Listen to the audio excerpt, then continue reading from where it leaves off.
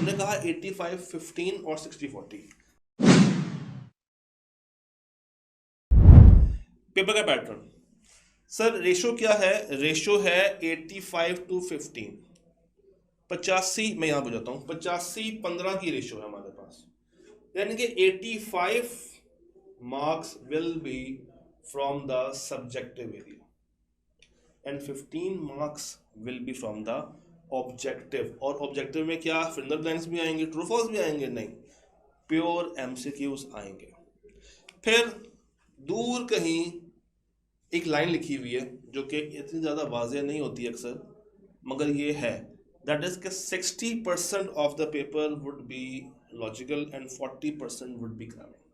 और normally I cap इसी rule को फॉलो कर रहा होता है। अगर आप रिसेंट पेपर भी उठा के देखेंगे ना, तो आपको यही ट्रेंड मिलेगा कि भाई 60% of the paper was taken from the logical point of view and 40% was from the gramming point of view. तो हर पेपर के अंदर कम से कम आपको 35 से 40 नंबर का रट्टा तो मिल ही जाएगा। और अगर आपने उसको अच्छे से तैयार किया हो, साथ आपकी एक्सप्रेशन डेवलप हुए हों, स्किल्स डेवलप हुई हों, लिखना आता हो, तो आप बहुत कुछ बहुत आसानी से रिप्रोड्यूस भी कर सकते हैं। फिर ज़रा इसको डिवाइड कर लेते हैं। हमने कहा 85-15 और 60-40।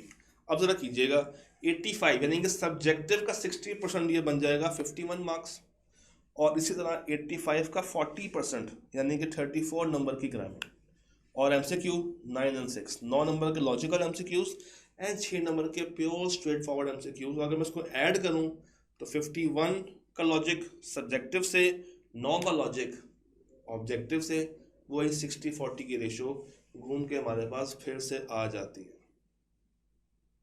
तो ये है पूरा एक पेपर अप्रोच जो कि आपको पता होनी चाहिए before entering into the area.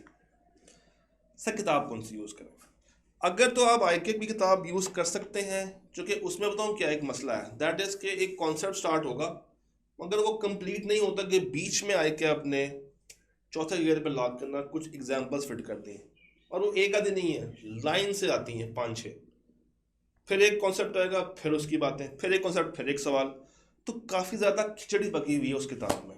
हमने क्या किया है, हमने अपनी किताब में that is business law made easy, examples को अलग कर दिया, कंटेंट को अलग कर दिया, ताकि बच्चा अगर याद करने की नीयत से है तो उसको पता हो कि उसने कितना याद करना है और कौन सी एग्जाम्पल रेलिवेंट है जो कि उसको पता होनी चाहिए फॉर एग्जाम्पल। इसके अंदर पास्ट पेपर्स भी हमने ऑटम 9 से लेके ऑटम 23 तक अलग करके रखती हैं, ताकि बच्चा जब सवाल अटेम्प्ट करने लगे तो उसको ज़्यादा परेशानी, ज़्यादा तंगी ना हो, वो आसानी से जैसे ही उसका कंटेंट पूरा हुआ है वो क्वेश्चंस की तरफ अपने आप को ड्रैग कर ले, मूव कर ले, और सवालों की जो एक्सप्रेशंस हैं, जो ड्राफ्टिंग है, उसके ऊपर फोकस करें।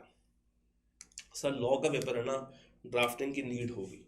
जिस तरह मैंने आपको भी बताया, थ्योरेटिकल जो लॉजिकल सवाल है वहाँ पे एलईडी है, लॉ, एक्सप्लेनेशन और डिसीजन, ये बहुत ज़रूरी है। आप इसको हेडिंग्स में कर लें, हेडिंग्स नहीं भी तो आप इसके दरमियान लाइन छोड़ते हैं, उसका पैराग्राफ्स के अंदर बना के कर लें। एटलीस्ट इसको फॉलो ज़रूर करना है ताकि आप एक अच्छा एक्सप्रेशन डेवलप कर सकें, जो कि बहुत ज़रूरी है इस पेपर को पास करने के लिए।